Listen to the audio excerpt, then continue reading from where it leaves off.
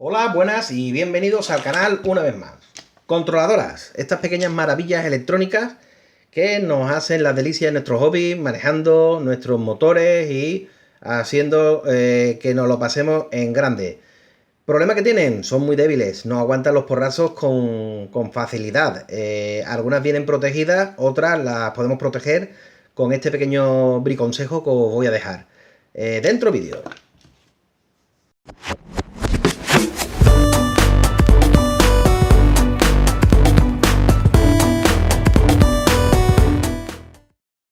Bueno, y bien, ¿y qué es el epoxi? Bueno, pues el epoxi es una resina, es un polímero que reacciona con un endurecedor o catalizador, que en este caso nos viene en un formato de 2 jeringuillas. Al mezclar estos dos compuestos, pues se crea una mezcla que hay que hacer homogénea mezclando y que una vez que seca o endurece en poco tiempo, se crea una auténtica resina dura como una roca, como una piedra. Se utiliza en infinidad de industrias como la de la aeronáutica, como la de la náutica, como la de la electrónica. Bueno, echar un vistazo a la Wikipedia, quedaréis alucinados en la cantidad de sitios que se utiliza la resina epoxi por la dureza que tiene. ¿Qué vamos a tener en cuenta? Bueno, pues vamos a tener en cuenta que los componentes, a ver si soy capaz de señalarlos. Vamos a ver, aquí un poquito de zoom. Bueno, esta placa en concreto es una placa que tengo averiada y que en su día pues enchufé y conecté mal la corriente de alimentación y me cepillé el microprocesador ARM, que aquí tenéis la fumata que generó, el humito, famoso humito mágico, y que voy a utilizar simplemente para demostraros cómo aplico yo el epoxi en este tipo de controladoras. La única norma, o digamos lo único que tenemos que tener en cuenta a la hora de epositar, vamos a decir así, a la hora de aplicar el epoxi en la controladora, es que tenemos dos partes que tenemos que diferenciar en la controladora. Una es claramente los componentes que vamos a proteger, que están normalmente en el centro de la controladora, y el resto sería el marco de la controladora, que normalmente es donde se alojan los pads, donde vamos a soldar los diferentes cables para alimentar los EX, para alimentar los receptores, etc. En este caso, esta controladora tiene dos caras y en la cara trasera también vemos componentes, también vemos los pads en el filo y aquí sí tenemos un botón que sería el botón del bot, ¿vale? Y eso son cosas, son los detalles que vamos a tener que tener en cuenta de no epositar. Se ve claramente aquí el recuadro de dónde van el grueso de los componentes. Aquí tenemos esta bahía, este puerto. No hay ningún problema porque se aplique por esta zona el epoxi, pero sí hay que dejar todos los pads disponibles, que no caiga en el pulsador para no fastidiarlo, y por esta cara evidentemente no vamos a dejar que se acerque o que entre en la parte del puerto USB. El resto de componentes no habría ningún tipo de problema. Muchos preguntaréis si este tipo de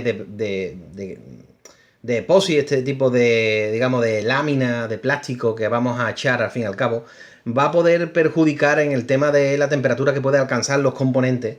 Y ciertamente los componentes de la controladora no son componentes que se calienten.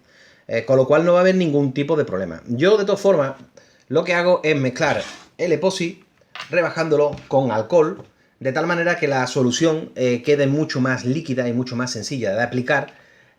Para esto utilizo un pincel que previamente he recortado para que tenga menos cerdas, y así es, aparte de más sencillo de aplicar, mucho más preciso a la hora de dejar que se vaya expandiendo por los componentes sin llegar a taponar o a bloquear los pads de soldadura. ¿Qué es lo que ocurre cuando se diluye con alcohol? Pues que la solución es mucho más líquida, mucho más fina, quiere decir que la capa no va a ser tan gruesa como si aplicamos directamente el epoxi, que lo dejaríamos caer prácticamente por gravedad, ¿no? Porque mojas, es muy pastoso, es una mezcla muy densa, con lo cual vas a tener que prácticamente ir mojando y dejando caer gotas, goterones gordos, que eso sí aplica una capa gorda. Con el epoxi prácticamente lo que hacemos es pintarlo y el alcohol se va a evaporar y va a quedar el epoxi va a quedar directamente sobre los componentes. Una vez que esto seque completamente, vamos a tener una protección extra sobre los componentes que calculo que son de unas 5 a 10 veces más resistentes que si no lo dejamos protegido. Otra de las funciones que va a hacer el epoxi es evitar que la proyección de la hierba que normalmente le puede entrar por el lateral del frame o por la parte de delante, dependiendo del sentido de giro de nuestras palas, caiga sobre los componentes y nos pueda hacer un cortocircuito no deseado. Recordemos que la hierba recién cortada es húmeda y que esa humedad pues, nos puede fastidiar algún componente o hacernos alguna trapatiesta. Al tener depositados los componentes, pues mucho más difícil que esto pueda ocurrir, por decir que es prácticamente imposible. Bueno, pues nada, no me enrollo más y vamos a pasar. Aquí tengo otra controladora, esta sería una Revol, la V2 en concreto, que tiene la particularidad de que todos los componentes están en esta cara, no quedando ningún componente en la cara inferior, con lo cual depositar esta parte de aquí no tiene sentido. De hecho, esta cara es la que se utiliza para prácticamente todos los pads que necesitamos soldar, están en esta cara, algunos están duplicados en la cara posterior. Y aquí, pues, como veis, efectivamente se cumple la misma regla. Los pads se quedan en el extremo, en la orilla, en los bordes de la controladora, y en el interior nos quedan todos los componentes. Aquí sí vemos una serie de pads que sí están en el centro, pero que no hay ningún problema, ya que sus homónimos, o sea, los contrarios, están en la otra cara, con lo cual podemos utilizarlo perfectamente. Con un poco de habilidad, si queremos, podemos dejar aquí una especie de lago para no echar epoxi en esa zona por si se quiere soldar en la parte superior. No hay ningún problema. Voy a utilizar esta controladora que la tengo abriada, ¿vale? Para poder hacer el ejemplo y que veáis cómo queda. Venga, pues vamos a primeramente a buscarnos un recipiente. En este caso he cogido este que utilizo normalmente para los tornillos, pero que me puedo crear fácilmente.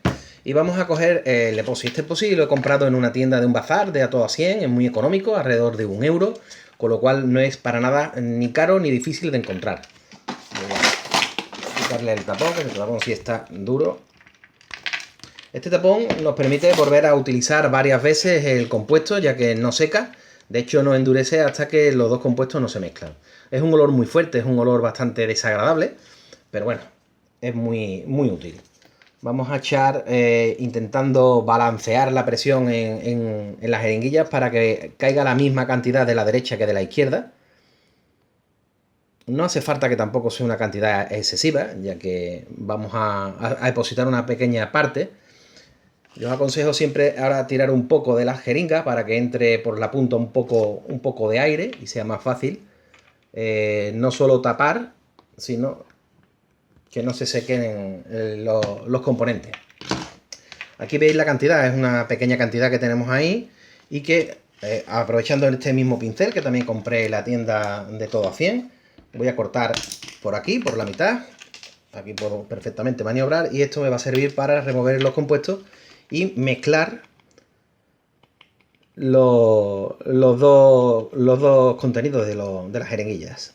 Hay que mezclar muy bien.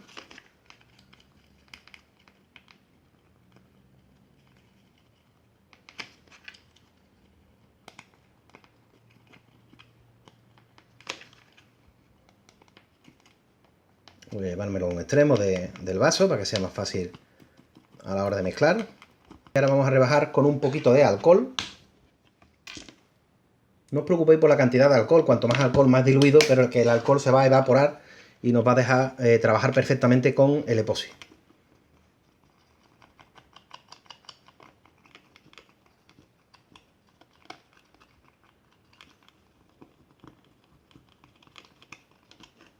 Vale, voy a sacar un poco que ha caído aquí en la mesa. Ok. Y con el pincel vamos buscando el rincón, que es donde va a tener el epoxi. Aquí lo estáis viendo. Es mucho más diluido que si no lo hubiésemos utilizado con alcohol. De hecho, está goteando. Y aquí vamos a utilizar el zoom. A ver si soy capaz de demostraros cómo aplicarlo. Voy a empezar por esta parte, donde hay unos diodos LED y está el microprocesador, evitando acercarme a los pads de señal que están aquí arriba del motor. Y vamos aplicando una capita finita por todas las patillas del procesador. Aquí tenemos una serie de resistencias y condensadores.